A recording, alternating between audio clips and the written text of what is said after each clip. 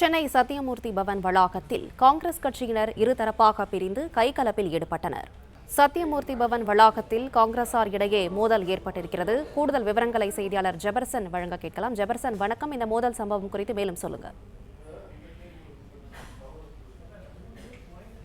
தமிழக காங்கிரஸ் கட்சியினுடைய நடந்து முடிந்த தேர்தலில் தோல்விக்கான காரணம் கண்டறிவது குறித்தும், கட்சிக்கு துரோகம் செய்து கட்சி வேட்பாளர்களுக்கு பணி செய்யாமல் மாற்று கட்சியினருக்கு பணி செய்வதாக பல்வேறு புகார்கள் எழுந்ததை தொடர்ந்து உண்மையை கண்டறிவதற்கும் அந்த நிர்வாகிகள் யார் யார் மீது புகார் இருக்கிறதோ அவர்கள் மீது விசாரணை மேற்கொள்வதற்குமாக 5 பேர் கொண்ட குழுவை அமைத்து கட்சியினுடைய தேசிய தலைமை உத்தரவு பிறப்பித்திருந்தது. அதன்படி முன்னாள் எம்பி ஜெயக்குமார் தலைமையில அந்த குழுவினர் இன்று சத்தியமூர்த்தி பவன்ல அவர்களுக்கான விசாரணையை தொடங்கி இருக்கிறார்கள்.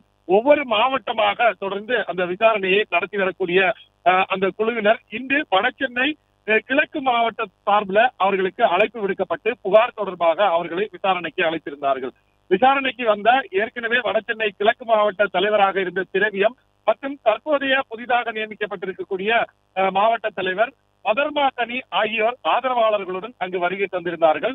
இருவரும் மாறி மாறி புகார் தெரிவித்திருந்தார்கள். குறிப்பாக கட்சி மேலிடத்திலிருந்து தேர்தல் செலவுக்காக பணம் கொடுத்ததாகவும் அந்த பணத்தை தற்போதைய மாவட்ட தலைவர் எந்த நிர்வாகிக்கும் பிரித்து கொடுக்காமல் அவரிடமே வைத்துக் கொண்டார் என நிர்வாகிகள் தொடர்ந்து புகார் கூறியிருக்கிறார்கள்.